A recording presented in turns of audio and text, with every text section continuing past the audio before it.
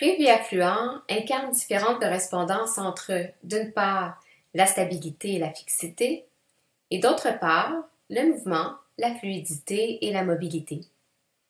Des éléments qui illustrent la traversée physique d'une rive à l'autre jusqu'au schéma rhizomatique abstrait.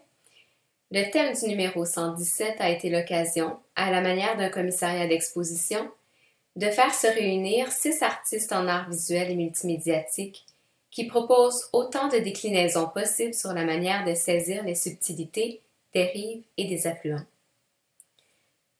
Remettant en question les grands récits qui ont construit l'histoire du Canada, la vidéo sur l'Afronautic Research Lab de Camille Turner traite de l'histoire postcoloniale qui s'est écrite près des côtes de Terre-Neuve et du Labrador.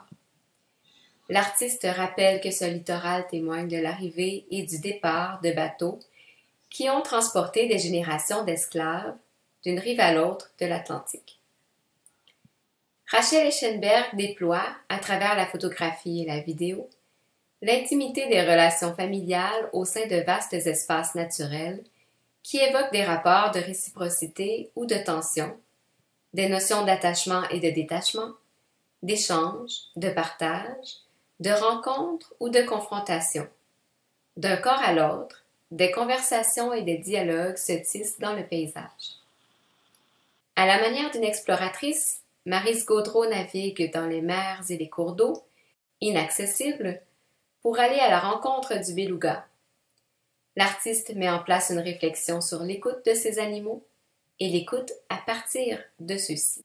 Kimura Biol, Nathalie Lemoine exploitent les rives et les affluents à un niveau métaphorique. Ces photographies de performance issues de son dernier projet, Connexions, témoignent du rapport avec l'altérité, entre autres. 11 artistes ont performé devant la fenêtre de son appartement, ce lieu contradictoire qui joue à la fois le rôle de frontière physique et de passage visuel vers l'autre rive. Dans l'œuvre d'Adam Bazanta, les bidons d'eau et les bouteilles deviennent des structures du moment présent qui dialoguent entre elles. Ces contenants de plastique semblent verser leur contenu de l'un à l'autre à l'aide d'outils de plomberie. L'artiste modifie, au fil des jours, la disposition pour recréer sans cesse de nouvelles ramifications entre ces objets qui dictent notre consommation quotidienne d'eau. L'œuvre d'Adadana interroge la rive à atteindre, ou la dérive, par un jeu d'appropriation de l'œuvre Le radeau de la Méduse de Géricault.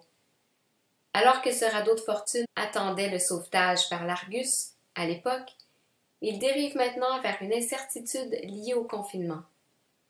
L'artiste a détourné ses corps qui semblent fixés et immobiles dans leur mouvement, regardant au loin l'espoir d'apercevoir un rivage, vers ces amoncellements de corps aseptisés et chaotiques, marqués par la réalité de la COVID-19.